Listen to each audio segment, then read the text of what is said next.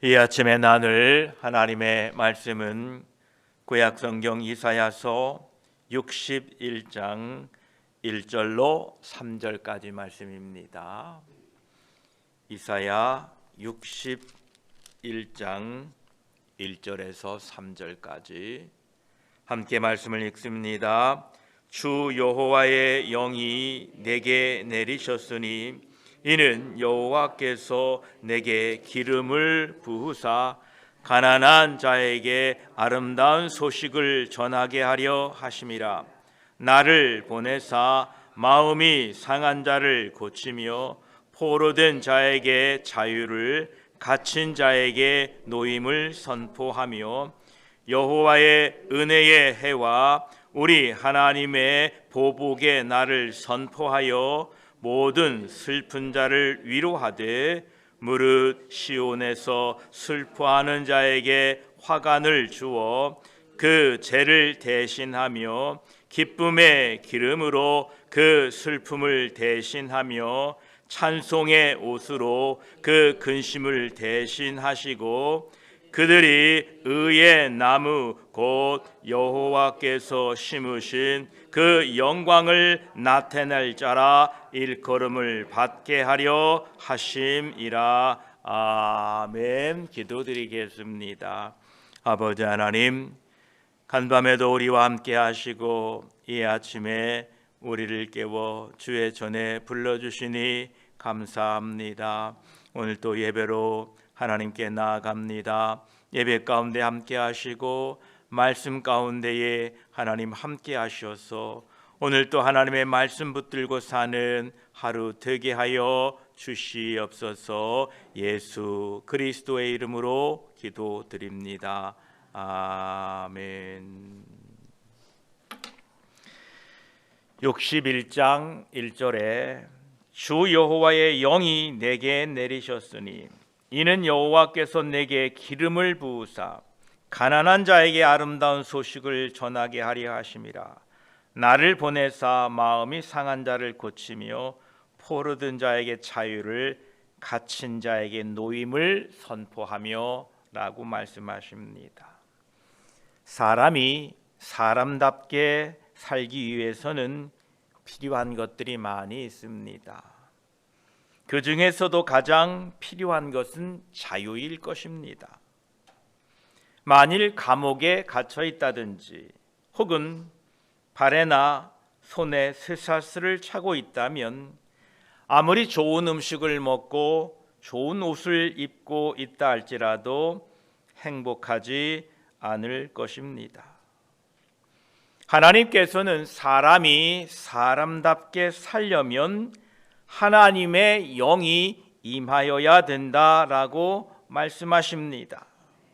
왜냐하면 사람이 죄를 범함으로 하나님의 영이 함께하지 않으심으로 말미암아 결국은 죄의 포로가 되어 비참하게 살게 된 것입니다. 창세기 6장 3절에는 여호와께서 이르시되 나의 영이 영원히 사람과 함께 하지 아니하리니 이는 그들이 육신이 됨이라. 그러나 그들의 날은 120년이 되리라 하시니라 말씀하십니다. 범죄한 인간에게 하나님의 영이 떠났다는 겁니다. 하나님의 영이 없지만 그들은 120년 산다는 겁니다. 모든 인간의 비참함이 하나님의 영이 떠남으로 일어나게 됩니다. 미움과 시기와 갈등과 전쟁이 하나님이 그 안에 없음으로 말미암아 일어난다라는 겁니다. 이처럼 인간의 비참함이 하나님의 영이 떠남으로 생겼기에 인간이 인간답게 사는 길도 오직 하나님의 영이 인간의 마음속에 임하는 길입니다. 1절에 주 여호와의 영이 내게 내리셨으니 라고 말씀하십니다. 육체적으로 병들고 가난하고 포로로 잡혀있고 빚진 사람들이 행복해지려면 하나님이 힘이 있고 능력 있는 군사들을 보내서 악한 자들을 다 내쫓으시고 병든 자들을 병원에서 치료받게 하시고 가난한 자들에게 빚을 다 갚아주시면 될 것인데, 그런데 하나님은 그런 군사들을 보낸다 말씀하시지 않고 돈도 주겠다 말씀하시지 않고 오직 여호와의 영, 하나님의 영을 부어주시겠다라고 말씀하십니다. 도대체 하나님의 영이 무엇이기에 그 영이 우리에게 임했다고 해서 어떻게 우리의 빛이, 도대체 어떻게 우리의 병이, 도대체 우리의 어떻게 포로된 것이 자유롭게 되는지 이해가 되지 않았습니다. 1절에 나오는 하나님이 영을 부어주신다는 것은 다른 복은 안 주시겠다라는 뜻이 아닙니다. 다른 복도 주시지만 모든 인간의 불행의 원인이 되는 하나님의 영이 떠남으로 말미암아 발생하는 모든 근본적인 문제를 먼저 치료해 주시겠다라는 의미입니다. 그래서 우리 모든 인간에게는 하나님의 영이 임하여야 됩니다. 우리에게 하나님의 영이 임한다는 것은 대혁명의 사건입니다. 하나님과 우리를 막는 모든 불신의 벽을 다 허무시고 우리의 모든 죄를 다 용서하시고 우리의 지위를 다시 회복시킨다라는 뜻입니다. 원래 타락 이전의 아담의 모습으로 제2의 창조, 거듭남을 주신다는 놀라운 약속입니다. 그러므로 모든 인간들은 하나님의 영, 성령을 받는 것이 제일 중요합니다. 그래야 인간 본연의 목적과 삶의 의미를 알게 되는 것입니다. 우리들이 하나님의 성령을 받음으로써 잃어버렸던 자신을 찾을 수 있고 하나님의 사랑과 축복을 받을 수 있는 것입니다. 이것이야말로 우리가 진정으로 이 세상에서 행복해질 수 있는 비결인 것입니다. 성령 하나님이 우리에게 임하시면 창조주 하나님과 피조물 된 우리의 관계가 회복되고 창조주 하나님으로부터 오는 측량할 수 없는 은혜와 복을 누리게 되는 것입니다. 그런데 하나님과의 관계가 회복되고 잃어버렸던 지위를 회복하는 일은 사람의 힘으로는 불가능하다는 것입니다. 오직 한 분을 통하여 이 일이 이루어진다라고 말씀합니다. 오늘 1절에는 나라고 이렇게 말씀합니다.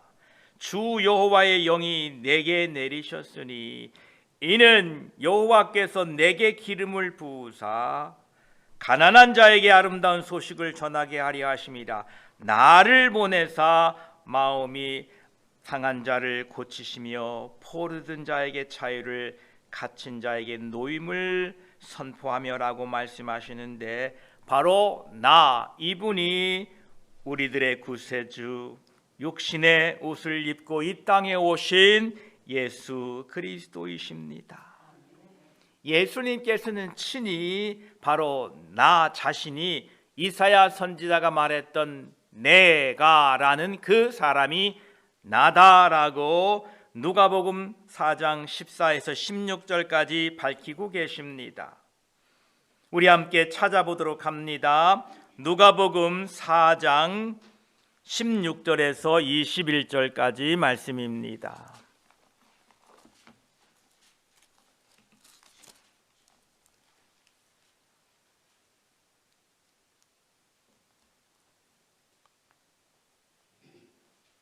누가복음 4장 16절에서 21절까지 신약성경 94쪽입니다.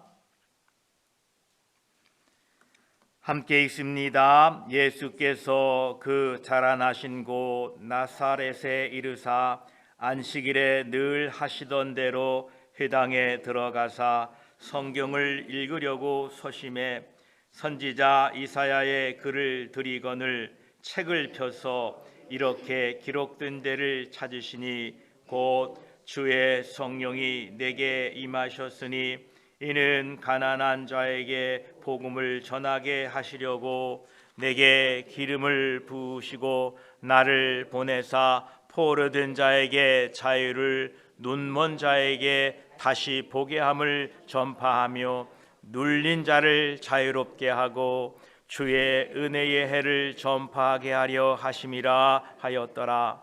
책을 덮어 그 맡은 자에게 주시고 앉으시니 회당에 있는 자들이 다 주목하여 보더라. 이에 예수께서 그들에게 말씀하시되 이 글이 오늘 너희 귀에 응하였느니라 하시니. 아멘. 예수님께서 오늘 우리가 읽고 있는 이사야 61장의 본문을 읽으시면서 이 글이 오늘 너희 귀에 응하였다, 이 글이 이루어졌다라고 밝히셨습니다. 하나님을 잊어버리고 비참하게 된 모든 인간에게 유일한 소망은 예수 그리스도를 영접함으로 하나님의 성령을 받는 것입니다. 그러므로 오직 우리들의 소망은 예수 그리스도요, 세상의 소망도 오직 예수 그리스도이십니다. 이것이 복된 소식이고 복음인 것입니다.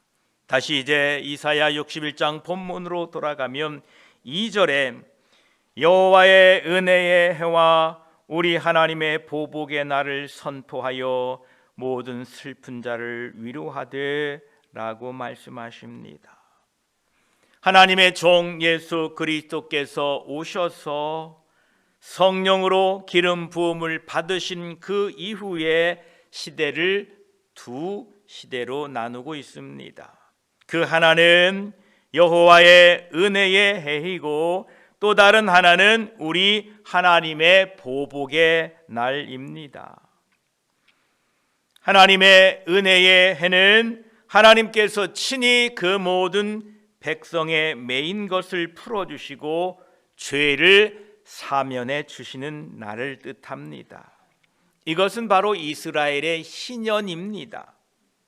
이스라엘에게는 희년이 되면 빚진 자가 그 빚의 금액이 많든 적든 그것을 따지지 않고 모든 빚이 면제가 됩니다.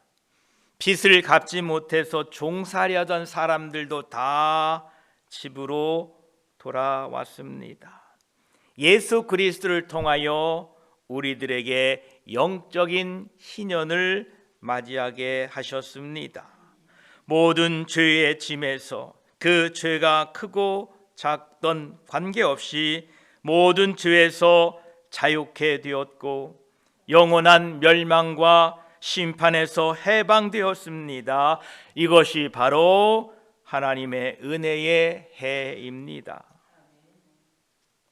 또한 예수 그리스도께서 성령으로 기름 부음을 받으시는 세대 두 번째 해는 우리 하나님의 보복의 날이다 라고 말씀하십니다. 보복한다라는 것은 나를 괴롭히는 원수를 모두 심판한다라는 뜻인데, 그동안 하나님을 떠나서 죄의 억압과 고통으로 나를 괴롭혔던 마귀를 심판하신다라는 뜻입니다. 그리고 자신의 죄로 인하여 애통하는 사람들을 위로해 주신다라는 뜻입니다. 이처럼 예수 그리스도가 이 땅에 오심으로 말미암아 하나님의 은혜의 해와 하나님의 보복의 날이 이미 시작되었다라는 뜻입니다.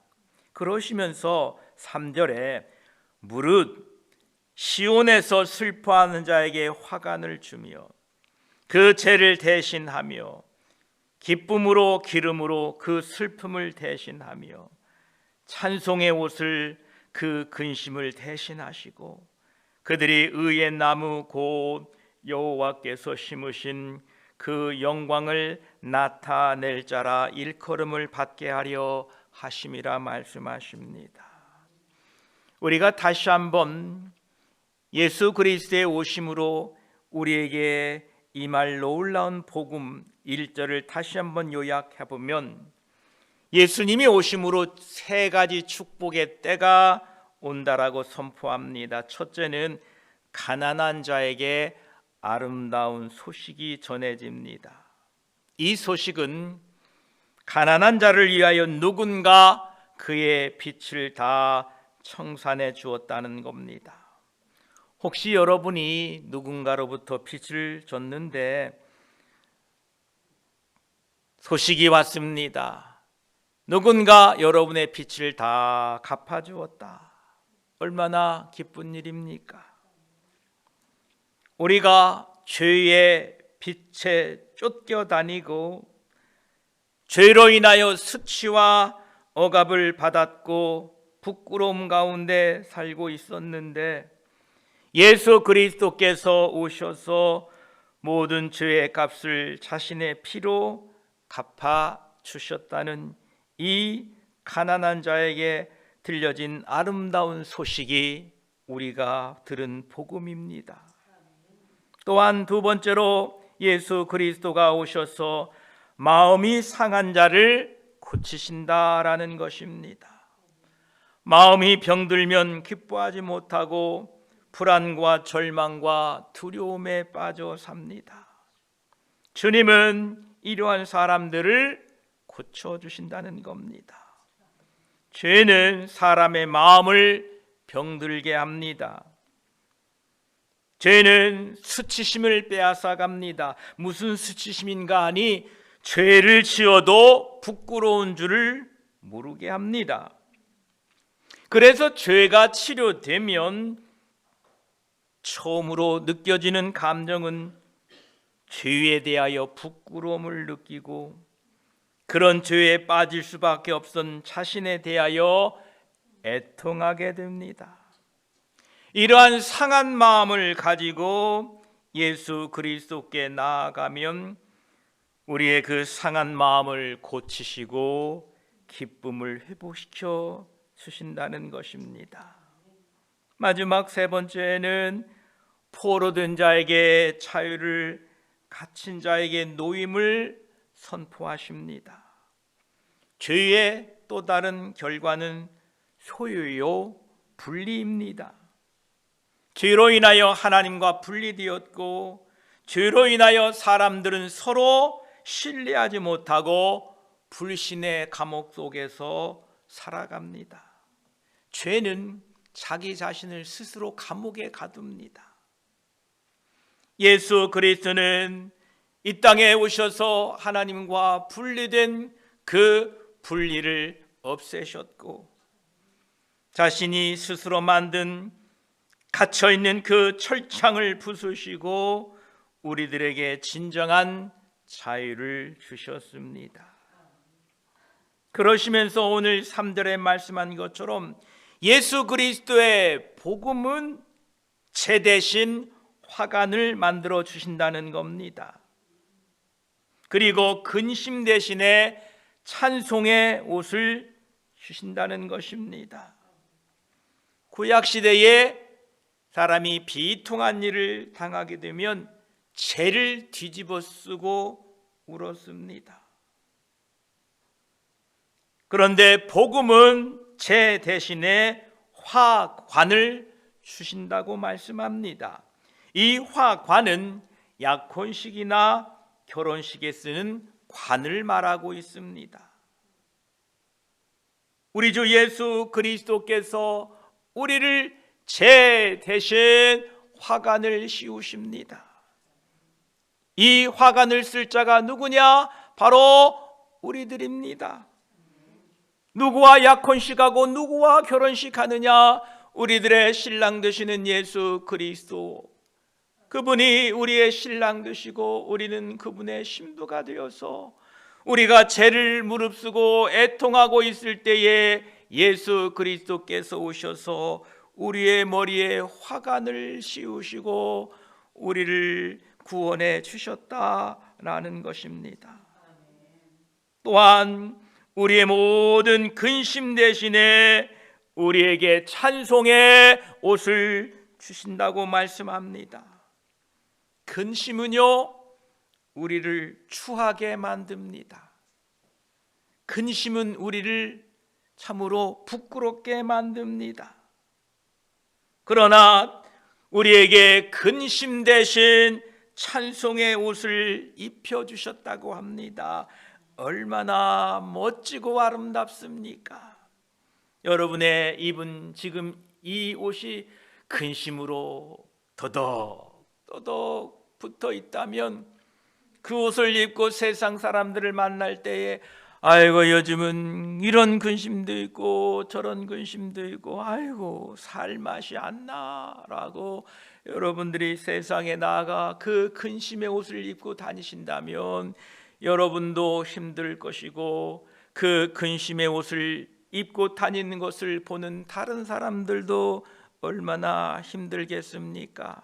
그러나 주님께서는 우리의 그 근심의 옷을 벗기시고 찬송의 옷을 입혀주셨습니다.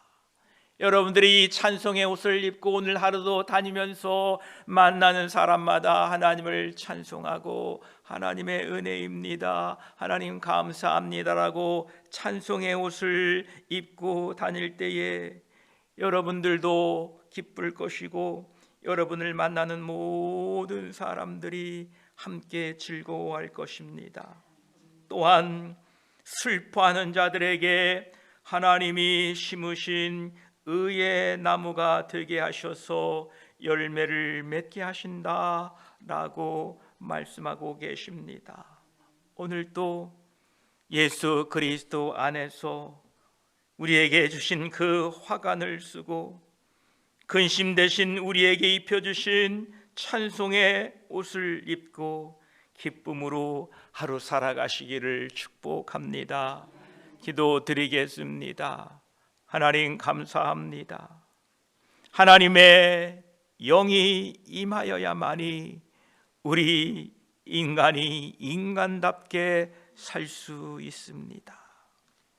범죄한 인간에게 하나님의 영이 떠났지만 그들의 연수가 120년이 될 거라 말씀하셨습니다. 인간 안에 하나님의 영이 없는데 무슨 즐거움과 기쁨이 있겠습니까? 우리는 하나님의 영으로 말미암아 사람이 되었는데 그 하나님의 영이 떠남으로 말미암아 육신의 정욕과 육신의 욕망만 남아있는 이 인간이 무슨 기쁨과 삶의 의미가 있겠습니까? 하나님, 우리에게 성령을 부어주시니 감사합니다. 우리에게 하나님의 영을 부어주셔서 우리를 살게 하시고 우리를 회복해 주시니 감사합니다. 여호와의 은혜의 해였습니다. 예수 그리스도를 만난 그 해가 여호와의 은혜의 해며 우리의 원수 마귀를 심판하는 해였습니다. 감사합니다. 하나님, 우리에게 슬퍼하는 자에게 화관을 주셨다고 말씀하셨습니다. 감사합니다. 제 대신에 기쁨의 기름으로 우리에게 임하셨다고 했습니다. 슬픔 대신에 찬송의 옷을 주셨다고 했습니다. 근심을 대신하여 의의 나무가 되게 하셨고 하나님의 영광이 되게 하셨다고 하셨으니 이 은혜를 우리가 입고 하나님의 자녀가 되었으니 오늘도 하나님이 씌워주시는 그 화관을 쓰고 우리의 신랑 되시는 예수 그리스도를 믿음으로 기다리게 하시고 오늘 또 우리에게 주신 근심의 옷이 아니라 찬송의 옷을 입었사오니 하나님을 찬양하며 기쁨으로 한날 살아가도록 우리들을 도와주시옵소서. 우리 구주 예수 그리스도의 이름으로 기도드립니다. 아멘.